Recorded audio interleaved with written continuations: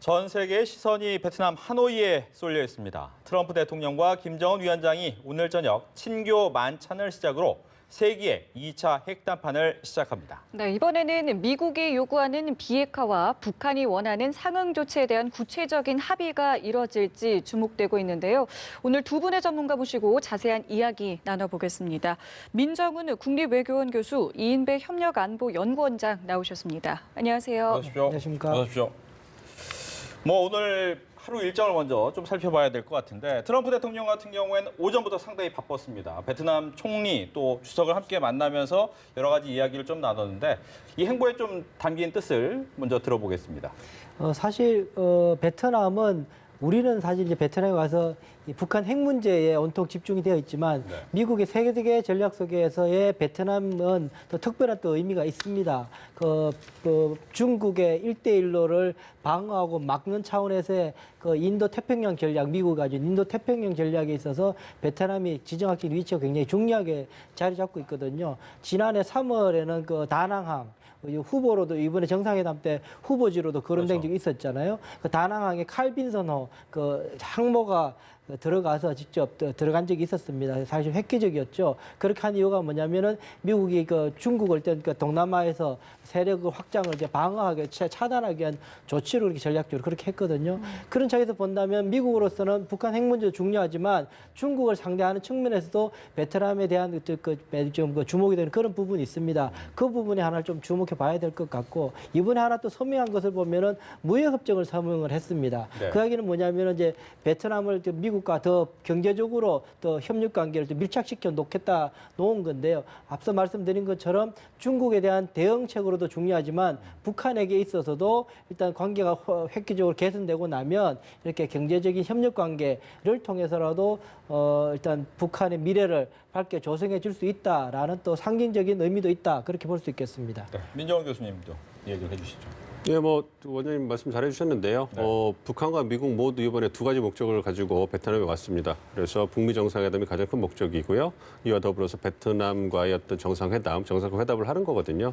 그래서 원장님 말씀해 주신 것처럼 미국의 경우에는 일정상 트럼프 대통령 일정상 먼저 베트남 주석과 그다음에 그 지도자들과 회담을 갖고 무역 관련 서명, 그래서 외교, 안보 그리고 경제에 대해서 자신이 원하는 미국이 원하는 그런 목적을 짧은 시간이지만 달성을 했고요. 그리고 이제 북미 정상회담에 임할 거고요. 반대로 북한은 그 일정을 고려해서 장시간 기차로 이동하지 않았습니까? 그리고 이제 북미 정상회담이 또 어떻게 본다면 북한의 국운을 거는 굉장히 중요한 회담이기 때문에 우선 북미 정상회담에 집중하는 모습을 보이고 그 이후에 이제 3월 1, 2일에 이제 베트남 어떤 그 지도자와 이제 그 정상급 회담을 갖기 때문에 그런 일정을 본다면 양국 다 모두 이제 두 가지 목적을 위해서 이제 베트남에 온 것인데 순서만 바뀌었다 이렇게 보시면 적절하지 않을까 싶습니다. 예, 미국과 베트남의 관계에 대해서 이제 북미 관계의 모델로 좀 제시하고 있는 모습을 보이고 있는데 이게 현실적으로 글쎄요 베트남과 북한의 어떤 지도 체제의 차이가 있기 때문에 가능할 것인가에 대한 시선이 있는데 좀 어떻게 보고 계십니까? 100% 적응하는 거는 쉽지가 않겠죠. 중국식이라든지 베트남식이라든지 북한이라든지 정치 체제가 가진 독성이 있기 때문에 그 부분에 대해서는 이제 따로 고려를 할 거고요. 그렇지만 경제 발전 모델에 있어서는 본보기가 된다는 것이죠. 그래서 북한이 가진 정치 경제적 현실에 거기에다가 베트남식을 더 씌워가지고 북한식의 모델이 나오기를 바라는 거죠. 미국 입장에서는 중국이냐 베트남 모델이냐 했을 때 아무래도 이제 현재의 관계를 따지면 좀 경쟁국이 중국보다는 베트남 모델이 낫기 때문에 이제 베트남을 선택해서 좀 권장을 해주는 거고 북한 입장에서도 이제 중국식이냐 베트남식이냐인데 아무래도 절충형으로 갈 것 같고요. 그렇기 때문에 베트남식을 따라서 북한이 발전 모델을 갈 것이다. 이것보다는 베트남 모델, 그다음 중국 모델을 잘 고려를 해서 자신만의 북한의 어떤 모델을 발전시킬 것이다. 왜냐하면 말씀해 주신 것처럼 베트남 같은 경우에는 아무래도 집단지도 체제고 북한 같은 경우는 어떻게 보면 독재 지도 체제이기 때문에 그런 부분도 고려해야 될 거고요. 그리고 베트남도 아시는 것처럼 그 경제 발전에 들어가기 전에 굉장히 많은 시행착오를 거쳤습니다. 그렇기 때문에 북한도 그러한 조정기가 반드시 필요할 것이고요. 그래서 그러한 부분에 대해서 보다 빠른 시간 내에 학습 효과를 통해 가지고 그런 시행착오를 거치지 않고 갈 수 있도록 북한식의 어떤 적응기가 들어간 다음에 그 다음에 또 외국 자본 유치라든지 이런 베트남식의 모델이 들어갈 거예요. 그렇기 때문에 우리가 가시적으로 베트남 모델이라는 것이 북한에 적용되는 걸 보기에는 제가 생각할 때는 좀 시간이 걸리지 않을까 뭐 그렇게 생각하고 있습니다. 네. 일단 그 맥락으로 보게 되면 일단 그 왜 베트남식이 다시금 주목받게 되냐면 처음에 미국하고 북한하고 협상을 하게 될 때 리비아식 이야기가 나왔었어요. 그러니까는 선파 핵 폐기하면은 네. 뭐 경제 지원 수교하고 하니까는 이제 북한 쪽에서 아니 우리가 망하라는 거냐 이러면서 나왔던 이야기가 이제 베트남 이야기가 나온 거죠. 그런 의미가 중요하게 북한에게는 어필할 수 있는 부분인 거죠. 그러니까는 경제 시스템을 바꾸더라도 공산당 일당 지배 체제가 유지가 되고 지도자로서 충분하게 역할을 할 수 있다. 오히려 더 세계에 각광받는 지도자로서 보다 더 정권의 영속성, 지속성을 가질 수 있다라는 차원에서 이제 북한에게는 매력 있는 모델일 수 있는 것이고 예. 미국도 그 이야기를 해주고 싶었던 거죠, 사실은. 그러다 보니까 이제 베트남식 모델이 지금까지 이렇게 주목받게 된 그런 거라고 보시면 되겠습니다. 예. 이제 김정은 위원장의 일정으로 좀 넘어가 보면 김정은 위원장 같은 경우는 오늘 하루 아마 만찬에 집중하기 위해서 밖으로 나오지 않고 있는 모습을 보이고 있는데 어제 저녁 같은 경우에는 깜짝 방문한 곳이 바로 북한의 대사관이었단 말이죠. 어떤 의미가 있을까요? 대사관은 중요하죠. 그러니까는 대사라는 직함의 공식 우리 그 교수님 더 잘 아시겠죠. 외교부에 계시니까 공식 직함이 대통령 정권 특임 대사거든요. 대통령이 그 나라에 가면은 대통령의 권한을 그 사람에게 부여해서 그 나라의 관계 속에서는 그걸 처리하라고 보낸 곳이거든요. 그러니까는 북한으로서는 공산주의 형제국인 베트남에 본인의 업무를 대신하고 있는 대사를 찾아가서 사항을 체크하고 이렇게 격려해 주는 것은 굉장히 중요한 국가 지도자로서의 역할이고 임무이기도 합니다. 또 하나는 제가 볼 때는 3박 4일 동안 기차를 타고 가면 왔고 물론 위상 시스템이 있다고 그래서 평양 내부 상황도 들을 수 있었겠지만 아마 베트남 하노이 대사관에 들어가서 평양 내부 상황에 대한 다시 한 번 더 브리핑도 받았을 것 같습니다. 지금 북한 상황은 어떤지에 대해서 팩스로 전성기를 받아서 전반적으로 다 체크하는 기회도 가졌을 거다 그런 생각도 듭니다. 네. 네.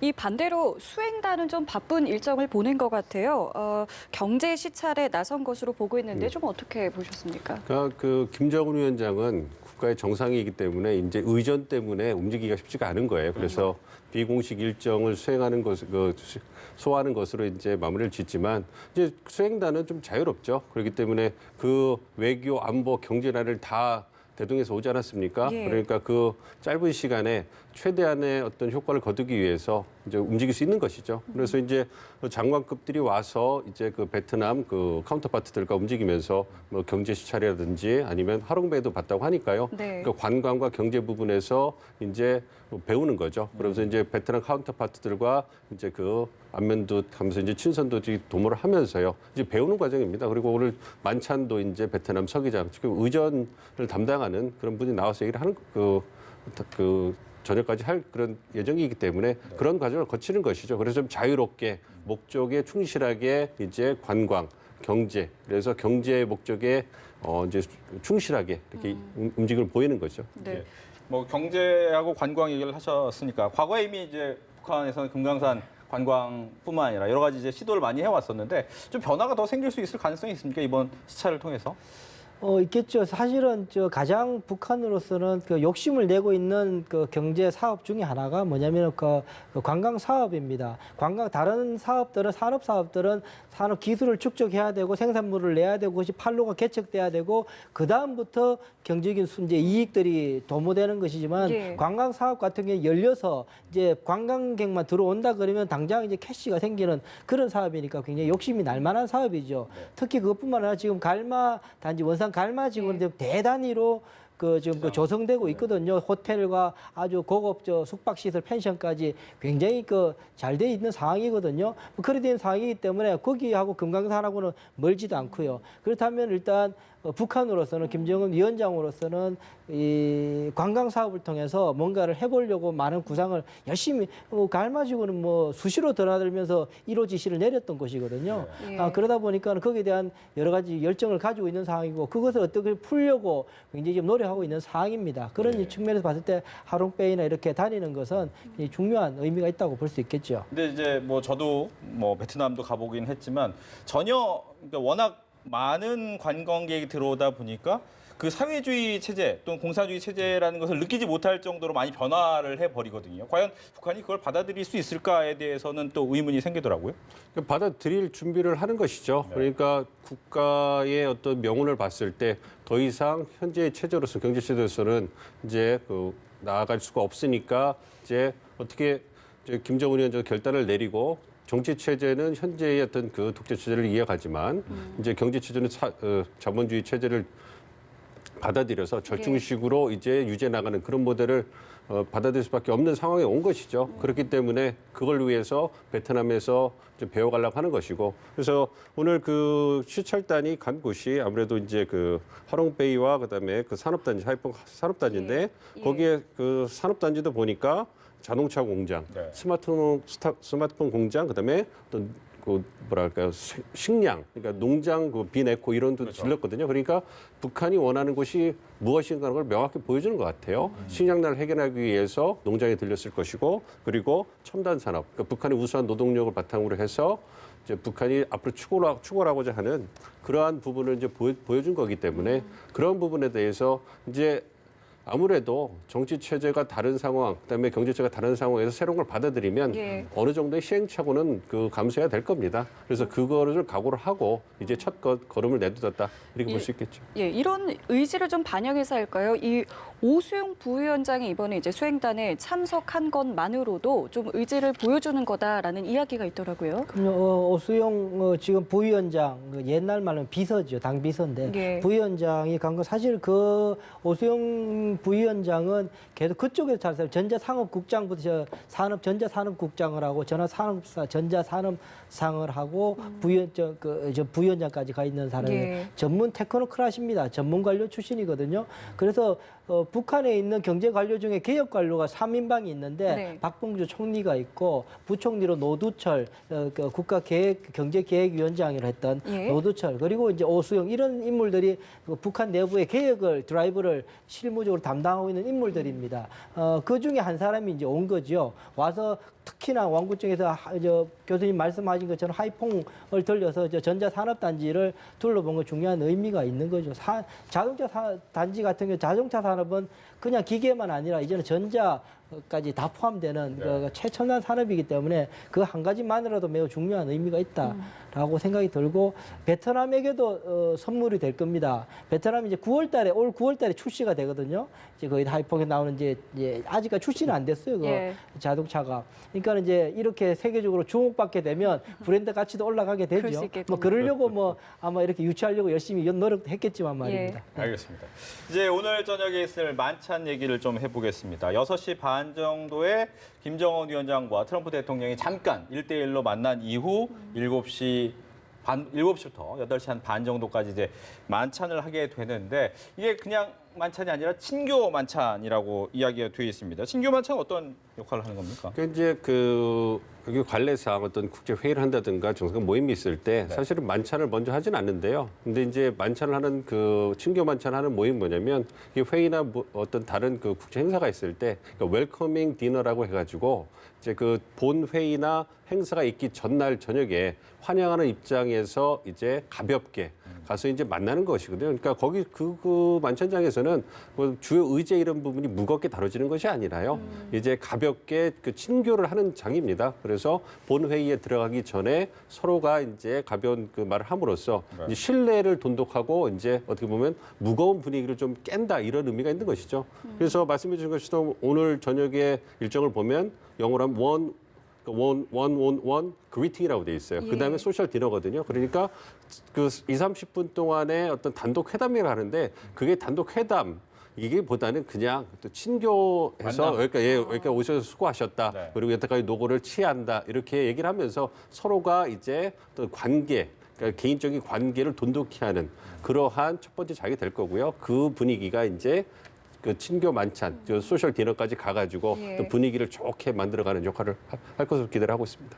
이번 회담의 무게를 좀 고려해 보면 말씀하신 것처럼 친교의 성격은 띠고 있지만 사실상 글쎄요 그 내부적으로는 기싸움이라고 할까요? 이런 분위기에 대해서도 상당히 굉장히 좀 중요한 출발선이 되지 않겠습니까? 네, 사실은 편하게 이야기를 나누고 공통의 주제들 두 분 다 한국을 다 방문한 적이 있기 때문에 예. 한국에서의 경험이 어땠느냐, 문 대통령 만났을 때 어때 서로 뭐 그런 것도 서로 물어보고 첫 번째야 뭐 그런 얘기할 여유가 없었죠. 두 번째 만났으니까 그 기간 동안 있어 여러 가지 공통의 주제들 서로 나누고 뭐 그런 정도 이야기하면서 지내게 될 겁니다. 그렇지만 촉이란 말 쓸 때 되지만 촉은 예. 엄청 써서 그 행간을 서로 파악해서 이 사람이 예. 어느 정도까지 내놓을 건지 또 어느 정도 내가 받을 수 있을 것인지 뭐 엄청 그거야 서 있겠지만 예. 분위기 자체는 표면적인 분위기 자체는 뭐 편하게 해서 아이스 브레이킹 그야말로 이제 얼음 깨는 작업이기 때문에요. 네. 뭐 그렇게 하고 국가 일이지만 사실은 사람이 하는 거거든요. 그렇기 때문에 뭐 저도 뭐 청와대에 있어봤지만 뭐 국가 간의 관계라는 거 결국은 그 양국 정상끼리 친하면 일이 잘 풀립니다. 사실은 국가 정책 이념이념을 떠나서 친하면은 서로 그래 알았다 이번에 내가 도와줄게 뭐 이렇게 해서 풀리는 꽤 저도 많이 봤거든요. 그렇다면 뭐 오늘 만찬이 부디 뭐 편하게 서로 이야기하고 뭐 내일 또 뭐 납불 켜도 되죠 뭐. 그렇죠. 국가 정상이라는 것이 친해서 하는 것이 아니라 예. 그두 국가 이익을 놓고 싸움을 하는 거거든요, 사실은. 그렇다 보면 뭐 나쁘킬 수 있는 거죠. 뭐 그것을 봐야 되는데 부디 뭐 저희들로서는 저도 북한 핵 위협이 네. 가시적인 성과가 있어서 조금 낮춰져서 다 낮춰지긴 어렵겠지만 가시적 성과가 있으면 좋겠다. 그래서 오늘 만찬 즐거운 만찬 소식 들렸으면 좋겠습니다. 네. 네, 이 소셜 만찬에 미국 측에서는 폼페이오 장관하고 멀베이니 비서실장 대행이 들어갈 것이다라고 하는데 북한은 김영철 부장은 얘기로 나왔는데 한 명이 더 안 나왔단 말이죠. 누굴 좀 예상하시겠습니까? 김여정 부부장이 되지 않을까 생각을 하고 있어요. 네. 왜냐하면 그 백악관 측에서 이제 미국 측에서 이제 비서실장 대행이 들어오기 때문에 그럼 거기에 맞는 카운터파트가 들어오는 게 의전 관해서 맞거든요. 그랬을 때 봤을 때 김창선 뭐 실장이나 김여정 부부장이 되는데 김창선 실장은 뭐 정치 외교 그 앞에 서지 않는 분이기 때문에 뒤에서 이제 집사역을 하시는 분이기 때문에 거기는 관여를 하지 않기 때문에 아무래도 비서실장 어떻게 실세가 되면서 이제 그 김정은 위원장을 수행하는 동생인 김여정 부부장이 들어오지 않을까 생각을 하고 있습니다. 이 인물에 대한 이야기도 해야 될 것 같은데요. 참석 여부를 놓고 참 많은 추측이 있었습니다. 존 볼턴 보좌관 결국에는 이제 하노이에 도착을 했는데 글쎄 이번 만찬에 참석할 여부에 대해서는 좀 어떻게 보고 계시는지요? 참석 안 시킬 것 같습니다. 하여튼 뭐 이번에 일단 뭐 3명 하게 되면 일단 김여정 저도 지난번에 1차 정상회담 때도 비서실장 카운터파트는 김여정이었기 때문에 네. 뭐 김여정일 가능성이 높을 것 같고요. 볼턴 사실은 1차 정상회담 때만 하더라도 그전에 꽤 많은 이야기를 좀 했었어요. 네. 그래서 여러 가지 강성 발언도 꽤 많이 했었고 FFBD 나올 때도 CVID 다시 이야기하면서 네. 분위기를 또 다 잡는다 그래야 될까요? 또 긴장도 고조시키기도 했었고 여러 가지 그렇게 했었는데 이번 2차 북미 정상회담을 준비하면서는 사실 거의 목소리가 나오지 않았고 오늘이었습니까? 한 번 나왔습니다. 근데 이게 토론해야 할 게 논의해야 될 것이 많다. 이야기 오늘 한마디 얘기를 나왔어요. 했죠. 사실은 예. 여러 가지 의미가 있겠지만 뭐 합의된 게 별로 많지 않다라는 느낌이 좀 있습니다. 아. 그리고 제가 볼 때는 볼턴이 간 것 자체가 우선 북한으로서는 꽤나 압박이 되는 그런 모습일 수 있을 것이고 볼턴으로서는 지금의 순조롭게 가는 거에 대한 역할은 별로 없을 겁니다. 그건 이제 폼페이오 국무장관과 비건 라인이 하고 외무부 라인이 하고 있기 때문에 예. 그렇다면은 플랜 B라 그럴까요? 미국이 원하는 마지노선조차도 관철이 안 됐을 경우에 과연 어떻게 할 것인가에 대한 볼턴의 고민이 있었을 것 같다는 생각이 듭니다. 뭐 지금 목소리는 안 냈지만 백악관에 있으면서 그 사항들은 누구보다도 정확하게 잘 알고 있는 인물일 테니까 말은 안 하지만 뭐 그런 것들을 고민하고 있지 않나라는 생각을 해보게 됩니다. 예. 볼턴이 이제 강경파라는 표현을 많이 듣고는 있지만 실제적으로 강경하지 않을 수도 있다라는 또 분석도 나오고 있기 때문에 어떻게 봐야 됩니까? 뭐 기본적으로 강성인 거는 사실인 것 같고요. 어떤 지금까지 볼튼 보좌관이 지나온 그 행보를 보면 어떤 외교안보에 있어서는 어떤 강성인 원칙을 갖고 있는 인물이라고 생각을 하고요. 그렇죠. 이번에 좀 논란이 됐던 것은 외교안보 수장인데 대통령을 수행하지 않는다. 그렇죠. 네. 그래서 그 부분이 논란을 키웠던 것인데 그래서 굉장히 의외적인 상황이다 생각을 했었습니다. 근데 이제 볼튼 보좌관이 온 걸 보면 여전히 이제 그 안보수장으로서 역할을 하고 있는데 또 하나 제가 주목했던 건 뭐냐면 원래 그 지난주인가요? 한미일 안보수장 회의를 그 모임을 할 예정이었잖아요. 근데 베네수엘라 사태로 오지 않았다. 이걸 봤을 때 저는 그 볼튼 보좌관이 방한한다고 했을 때 그래도 여전히 볼튼 보좌관이 한반도 문제에 있어서 역할을 좀 그 지속적으로 하고 있구나 생각을 했는데 그 베네수엘라 사태 때문에 취소했다 이렇게 봐서 무게추가 폼페이오 장관에게 정말로 많이 넘어갔구나 이런 좀 생각을 좀 했습니다. 예. 그래서 뭐 그런 얘기는 있었어요. 미국 쪽에서도 어떤 그 볼튼 보좌관이 이제 한반도 문제는 폼페이오 장관에게 일임을 하고 이제 이란이라든지 다른 미국의 대외 정책 안보를 이제 다룰 것이다 이런 그 얘기가 있었거든요. 그래서 그런 부분이 이제 현실로 드러나는 거 아닌가 생각을 했었어요. 그렇지만 수행을 안 하는 거는 굉장히 좀 이례적이기 때문에 그거는 좀 생각을 해봐야겠다 생각을 했는데 온 걸 보니까 그래도 여전히 존재감이 있다 이렇게 생각을 하고 있습니다. 네, 이 잠시 뒤에 있을 이 만찬, 글쎄요, 두 정상이 좀 워낙 좀 파격적이고 그동안 이제 톱다운 방식의 대화를 좀 주도했기 때문에 만약에 실무 협상단에서 좀 잘 해결이 됐으면 오늘 글쎄요 어떤談판이 좀 시도될 가능성도 있을 거라고 보시는지요? 아니요, 오늘은 그냥 편하게 밥 먹을 겁니다. 제 관심사는 그 베트남 음식 무엇이 나올까가 사실은 좀 궁금하거든요. 예. 왜냐하면 베트남에 가서 양 정상이 베트남 음식 하나 먹어줘야지 그 음식은 또 브랜드 가치도 올라가고 베트남에서 어쨌든 유치했는데 뭐 거기에 대표적인 음식 하나가 전 세계적으로 알려지고 예. 그러면 또 관광객들을 묵고 하는 뭐 저는 그게 더 중요하지. 일단 내일부터 사실은 이제 본선 내일부터 이제 집중적으로 하게 될 거니까 예. 내일 오늘 굳이 너무 많이 기대하는 나오진 거는 않다. 좀 아닌가 생각이 듭니다. 네.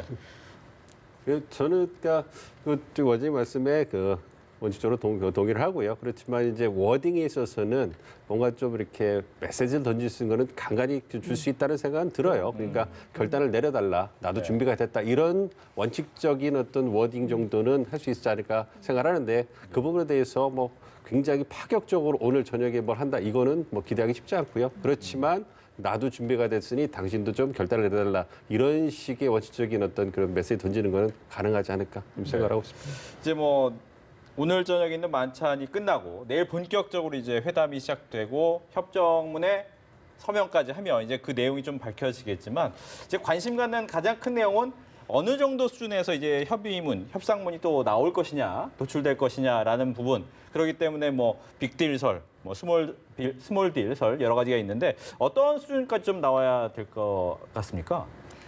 제가 바라는 것부터 말씀드리고 네. 이제 전망을 조금 말씀드려보면은 가장 중요한 게 지금 이게 이 북한의 비핵화까지 하려면 한참 먼 길이 있는데 우선 그 좌표라도 찍어서 이제 가야 되는 것 아닌가 하는 생각이 들어서 그렇다 그러면 이 로드맵이라고 말하는 그러니까는 북한의 모든 핵 프로그램과 핵 물질, 핵 시설에 대해서 이것을 어떻게 해체 폐기할 것인가에 대한 목록과 구체적인 일정은 아니도 어느 시점까지 그것을 어떻게 폐기하고 사찰을 받고 할 것인가에 대해서 그것 일정 지금 못 잡습니다. 그거 잡는데 또 몇 개월 또 해야 됩니다. 상응 조치 다 맞춰야 되기 때문에 지금 당장은 할 수 없을지라도 그러면 로드맵을 뭐 올 언제까지는 로드맵을 만들자.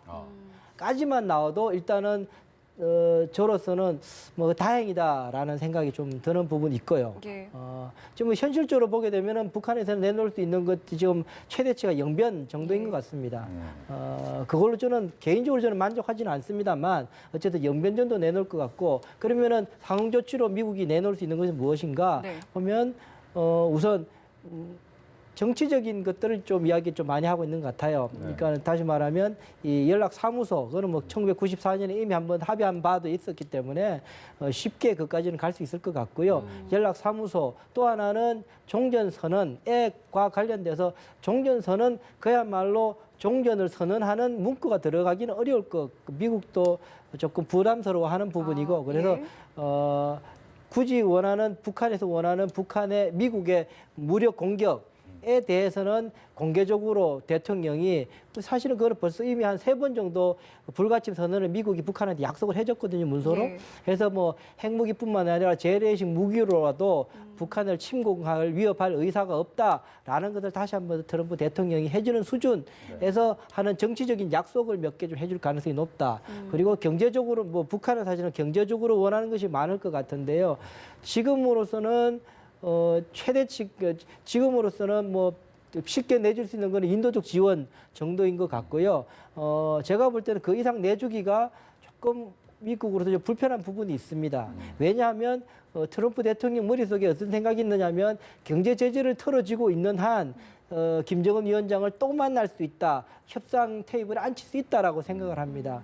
경제 제재가 흐트러지기 시작하면 그 속도, 협상할 수 있는 속도감이 확 떨어질 수 있기 때문에 그것을 본인의 임기 내에서 어쨌든 속도감을 올리려고 그러면은 제재의 틀은 틀어지고 있어야 되겠다는 생각을 하게 될 겁니다. 그렇다면 북한에서는 그걸 요구하겠지만 경제 제재와 관련된 것은 가장 인색하게 할 가능성이 저는 높지 않겠느냐, 전략적으로 볼 때. 뭐 그 정도 저는 예상하고 있습니다. 민 교수님 어떻게 예, 보십니까? 뭐 원장님 좋은 말씀 많이 해주셔가지고요. 네. 좀 다르게 풀어본다면 일단 4가지 항에 대해서 합의를 했잖아요. 작년에 싱가포르에서. 그래서 그 부분에 대해서 선언문이 나온다면 작년에 합의한 4가지 싱가포르 합의 사항에 대해서 이행을 하기로 두 정상이 합의를 하였다 이렇게 얘기를 하고 그 4가지 항에 대해서 좀 구체적인 내용이 나왔으면 하는 생각이 있습니다. 그래서 첫 번째가 새로운 북미 관계 개선, 또 두 번째가 이제 한반도 평화체제 구축이고 세 번째가 완전한 비핵화, 네 번째가 유해 송환이잖아요.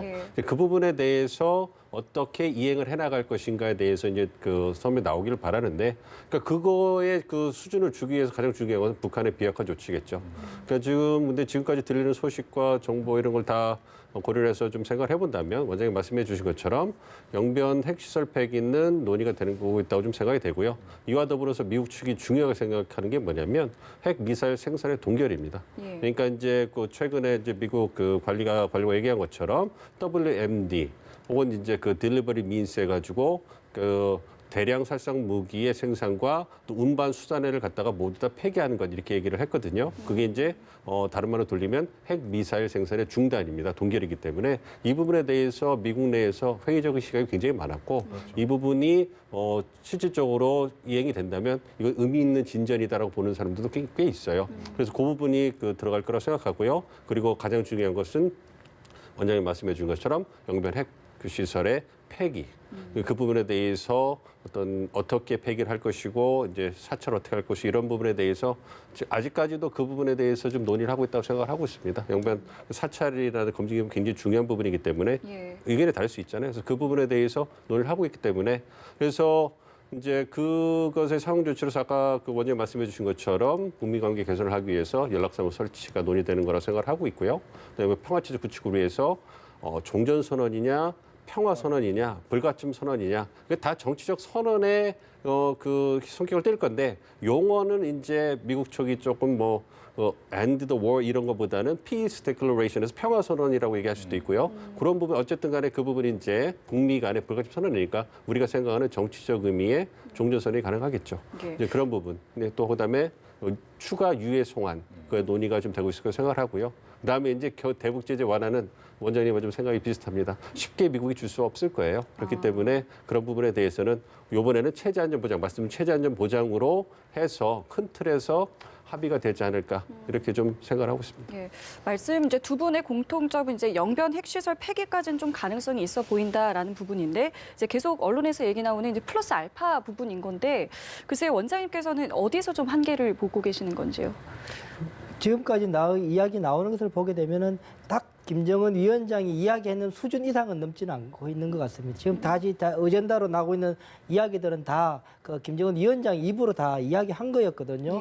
핵실험장 폐쇄 문제, 미사일 동착리 폐쇄 문제, 그리고 영변 핵시설도 해당 폐쇄 문제까지 이야기한 건 사실 김정은 위원장이 계기마다 이야기한 부분이고 그 이상은 나오기가 좀 어려운 사항이라서 나오기가 좀 한정적일 수밖에 없다라는 부분적인 핵 폐기 수순일 수밖에 없다라는 생각이 듭니다. 물론 그것이 의미 없다고 보지는 않습니다. 그러나 그것이 또 그렇다고 매우 성공적이다 보기는 조금 더 조심을 해야 되는 부분이고요. 영변 핵시설이라는 것이 학자들마다 다릅니다만 제가 볼 때는 북한의 핵 능력의 한 30% 정도 랄 거라고 저는 보기 때문에 그렇다면 나머지 부분들에 더 차단점이 더 많아지겠지만 어쨌든 지금까지 이야기되는 부분만 본다 그래도 한 30% 수준이면 그것이 없어진다고 해서 북한의 핵 능력이 완전히 근원적으로 해결되는 아니어서 뭐 의미 있습니다. 그러나 조금 더 긴장의 끈은 놓지 않아야 하는 그런 상황이다 저는 봅니다. 예. 여기서 이제 오늘 보니까 이제 북한 조선신보가 이런 얘기를 했어요. 그동안 미국이 우리 조선에 대한 접근법이 잘못돼 왔다라는 얘기를 했단 말이죠. 즉 어떻게 보면 상응 조치에 대해서 우리가 많이 보여줬는데 왜 너네들은 보여주지 않느냐 이런 식의 대답을 했기 때문에 이걸 어떻게 좀 해석을 해야 될까요? 뭐 새롭지 않죠. 네. 압박을 하는 거죠. 회담을 앞두고 마지막 이제 압박을 하는 것이 아닌가 생각을 하고 있습니다. 그러니까 말씀해주신 것처럼 북한은 이제 선제적으로 많은 조치를 했는데 미국은 하나도 주지 않았다. 뭐 그 기껏 준 것이 이제 그 가역적인 한미 그 합동 군사훈련을 잠정 유예한 것뿐이 없지 않느냐. 그렇지만 그 북한의 입장에서는 핵 미사일 뭐 실험도 중단을 했고 풍계리 핵실험장도 폐쇄를 했고 그다음에 유해 송환도 해줬는데 미국 측은 해준 게 무엇이냐. 그래서 미국 측의 결단, 즉 동시적 조치를 원한다. 그걸 촉구하는 것이죠. 그래서 북한이 원하는 체제안전 보장 조치와 이제 대북 제재 완화에 있어서 통큰 결단을 내려달라 이렇게 압박을 하는 메시지다 이렇게 볼 수 있겠습니다. 네.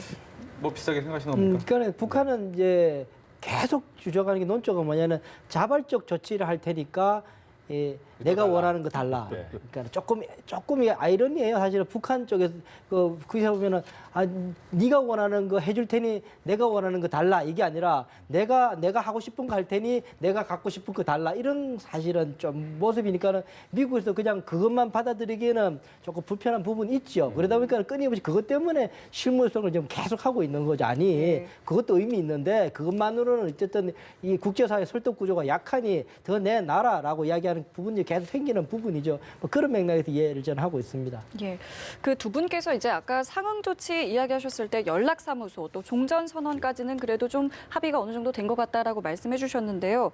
연락사무소 같은 경우에는 이제 어느 정도 글쎄 좀 실질적인 효과를 거둘 수 있는 부분 아닐까 싶은데 이 연락사무소의 의미를 좀 어떻게 봐야 될까요? 일단 그 연락사무소가 갖는 정치적인 외교적인 의미는 이제 국가 대 국가로서의 정상적인 국가 관계의 첫 번째 단계를 밟는다고 생각을 하게 됩니다. 이게 뭐 물론 이제 연락사무소가 된다고 해서 곧바로 뭐 베트남 같은 경우 6개월 이후에 대사관이 설치가 된 경우도 있지만 쿠바 같은 경우는 38년이 지나서 이제 대사 국교 관계가 수립됐기 때문에 네. 쉽게 뭐 그거 자체가 뭐 금방 될 거다라고 예측하기는 쉽지는 않습니다. 그럴지라도 상시적으로 어쨌든 현안 문제들을 논의할 수 있는 채널이 생긴다는 거는 북한이든 미국이든 답답하니까 지금 뭐 만나자고 이야기하는데도 뭐 엄청 서로가 이 비용을 에너지를 들여야 되는 상황인 걸 친다면 예. 어쨌든 양 수도에 그렇게 그 연락 사무소를 두는 거는 의미가 있다라는 생각이 들고요. 예전에 북한으로서는 연락 사무소를 굉장히 요구를 하고 했던 이유가 뭐냐면 이런 겁니다. 그러니까 미국에서 불가침 선언 앞서도 말씀드린 적이 있지만은 북한으로서는 열 불편한 것이 미국이 언제 돌변해서 또 무력 사용을 또 위협하거나 예. 실제로 하거나 할 수 있겠다라는 이게 우리는 동맹국이기 때문에 미국에 전혀 그런 생각을 안 하고 있지만 북한은 끊임없이 그 생각을 갖고 있거든요. 그런 상황이다 보니까는 연락사무소가 평양에 있어서 미국의 관리들이 거기에 있고 가족들이 있게 된다 그러면 평양에 대한 미국의 무력 공격에 징후가 있으면 어쨌든 방어가 되거든요. 어쨌든 그 가족들이 있기 때문에 그런 이제 안전 보장 조치의 일환으로 생각하는 경우가 있습니다. 그런데 미국으로서는 또 그게 들여다보면 더 좋은 것이 뭐냐면 미국 측에서도 보면 사실 이 여러 가지 북한의 이 심장부인 평양에 미국의 관리들이 뭐 예전에 94년에 예를 들면 한 7명 정도 되겠지만 이 사람들이 이제 돌아다니게 되겠죠. 한정돼 있을 거예요. 평양 정도만 다닐 수 있게 될 텐데 다니면 여러 가지 정보들을 체득할 기회가 생깁니다. 사실은 전 세계적으로 가장 정보가 획득하기 어려운 곳이 그레이존이라고 그러는데 그것이 북한이거든요. 그런 지역에 직접 들어가서 여러 가지 정보를 체득할 수 있는 기회가 생기거든요. 그는 미국으로서도 굉장히 좋은 기회일 수 있습니다. 그래서 들으면서 핵 전략이나 핵에 관한 여러 가지 정보들, 북한 권력 내부의 징후들을 여러 가지를 파악할 수 있거든요. 뭐 그런 장점이 있어서 어쨌든 미국으로서도 나쁘지 않은 시도다 생각이 드는데 북한이 저는 받을지 안 받을지가 오히려 조금 걱정이 됩니다. 네. 뭐 아까 전에 이제 종전 선언이라는 단어를 쓰기보다 이제 평화 선언, 이야기가 많을 것이다라고 하는데 그 가장 큰 이유 중에 하나가 중국이라는 배경도 있습니까? 어떻습니까? 중국을 고려하기보다는요. 아무래도 이제 그 종전 선언이 갖는 의미에 대해서 미국 내에서 좀 뭐랄까 염려하는 목소리가 계속 있어 왔어요. 이게 종전 선언이라는 것이 지금 주면 저희가 이제 정치적인 선언일 뿐이고 법적 효력은 없는 것이다. 이게 평화 협정이나 조약과는 다른 부분이다 얘기를 했음에도 불구하고 이것이 물꼬가 돼서 도미노로 해서 이제 중국 측에서 이제 그 주한미군 철수라든지 위안세 해체라든지 이제 결국은 한미 동맹까지 건드는 게 아니냐 이런 부분에 대해서 미국 내에서도 어떤 우려의 목소리가 있었거든요. 그렇기 때문에 그 워딩 자체가 갖고 오는 좀 파급력이 그렇게 형성이 된 것 같아요. 그렇기 때문에 종전선언이란 말을 쓰는 것보다는 그냥 평화협정으로 가기 전에 마중물로서 Peace Declaration 해가지고 쓰면 그러한 정치적 의미를 피할 수 있기 때문에 쓴 것이지 성격이 변하는 건 아니라고 보고 있습니다. 미국 내에서도 그런 회의적인 시각이 있긴 하지만 우려의 시각이 있긴 하지만 많은 전문가들은 그 행정부 내에서도 종전선언 정도는 정치적 선언이기 때문에 이제는 줄 수 있다. 이러한 긍정적인 시각도 많이 있기 때문에 뭐 좀 기대를 좀 하고 있습니다. 그 말씀하신 이 정치적인 선언이긴 합니다만 그 북미 간의 이자 합의 가능성도 나오고 있잖아요. 뭐 그렇게 될 가능성이 높죠. 이번에도 저는 개인적으로 그 상관이 없다고 생각해요. 예전에부터요. 북한과 한국과 북한 간의 관계 속에서는 북한 늘 그런 이야기 했었죠. 그 기본 합의, 그 1991년에 기본 합의 때 불가침에 관한 이야기가 들어가 있었어요. 그때부터 이야기해서 이미 벌써 남한하고 북한 간에는 서명까지 한 서로가 약속을 한 바가 있는데 뭘 또 굳이 또 자꾸 뭐 평화협정이네 그런 이야기를 하냐라고 북한 쪽에서 그때 이제 북미 협상을 계속 이제 북한이 요구하게 될 때 한국을 안 끼워넣기를 하는 명분 중에 하나가 그거였는데요. 뭐 그러다 보니까 지금까지 이까지 왔고 이번에 뭐 군사 합의까지 온 상태고 하다면은 지금으로서는 그렇게 굳이 정치적 선언을 하는데 한국이 굳이 들어갈 필요는 저는 없다는 생각을 저는 합니다. 단지 정치적 선언인데 정치적 선언이기 때문에 정치적 효과는 있는 거죠. 사실은 정치적 효과라는 것이 법적 효과는 아니지만 더 파괴력이 더 있을 수도 있어서 거기에 대한 미국과 한국 내에서의 여러 가지 우려의 시각들 또한 있는 것도 사실이죠. 네. 뭐 어떻게 보면 이렇게 장을 만들게 된 데는 우리나라의 문재인 대통령의 또 역할도 상당히 컸는데 사전에 이제 트럼프 대통령과의 통화에서는 남북 경협을 떠맡을 각오가 돼 있다 이런 표현도 했고 앞으로 어떤 식의 좀 움직임이 더 우리나라한테 있어야 될지 얘기를 듣겠습니다. 뭐 지속적으로 이제 촉진자 역할이 필요하지 않은가 보고 있고요. 여전히 북미 협상은 양자입장이기 때문에 그러니까 우리가 적극적인 역할을 하면서도 그리고 한반도 문제의 당사국임에도 불구하고 이게 북미 협상, 양자 협상이기 때문에 좀 한계가 있습니다. 저희가 적극적으로 개입하는 데 있어서 그런 부분이 있기 때문에 그렇지만 여전히 북미가 어떤 그 접근법에서 차이가 있고 그리고 대안을 제시하는 데 있어서 우리 정부가 굉장히 중요한 역할을 하고 있습니다. 그렇기 때문에 그런 역할을 우리가 지속적으로 해야 되고 그런 역할을 북한과 미국이 모두 원하고 있어요. 그렇기 때문에 지속적으로 그런 역할을 해줘야 되고 그래서 문재인 대통령께서 트럼프 대통령과의 통화에서도 앞으로 나아갈 방향에 대해서 이제 한 번씩 다시 확인해주는 그러한 역할을 하신다 이렇게 보고 있습니다. 네. 저는 일단 우리 대통령께서 그 통화를 통해서 우리의 역할, 적극적인 역할을 어필하고 하는 거에 대해서는 크게 반대하지는 않습니다. 단지 저는 방법에 대해서 조금 아쉬운 게 있는데요. 협상 전략적으로 봤을 때는 굳이 공개하실 필요가 있었는가라는 생각이 듭니다. 그 북한도 다 듣게. 그냥 미국 대통령하고 아주 엄밀하게 좋다. 당신네들이 쓸 카드가 없으면은 우리가 이런 카드로 받을 각오가 있으니 일단 굳이 정치적으로 몰려서 그럼에도 불구하고 북한을 설득할 카드가 없으면 그런 카드 쓸 때 우리가 어쨌든 받을 용의가 있다라는 것을 이야기해서 카드로 갖게 입금하는 거는 좋은데 그것을 공개하는 바람에 협상 카드가 되지 못하게 되는 거죠. 어떤 결과가 나오면은 이제 최악의 상황입니다. 뭐 사실은 내일부터 시작인데 너무 안 좋은 이야기해서 죄송합니다만 북한 쪽에서 이렇게 나올 수가 있죠. 제가 볼 때 충분히 가능성이 있다고 보는 게 무슨 말이냐면 아니 좋다 그러면 미국 당신네들이 제재 안 풀어도 좋다. 그런데 이제 한국이 하려고 있는 경협을 당신네들이 왜 말리느냐, 왜 그걸 당신네들이 왜 막느냐, 대전 간섭 아니냐라고 압박을 하게 될 때 꽤나 뭐 이게 물론 그렇다고 들어줄 미국은 아닙니다만 협상이 굉장히 불편해질 수가 있는 거죠. 그런 바에 차라리 조금 조용히 이 대통령의 의중을 트럼프 대통령 등에 실어서 그 알고 있으면 그 변수를 활용할 수 있게 해주면은 좀 더 좋지 않았겠나라는 협상론적으로 보면 그런 아쉬움은 좀 생각이 듭니다. 예, 자 저희가 두 분과 이야기를 계속 나눠봤는데요. 여기서 민정훈 교수님과는 인사를 드리고 이인배 원장님과는 잠시 뒤에 대담을 이어가도록 하겠습니다. 말씀 고맙습니다.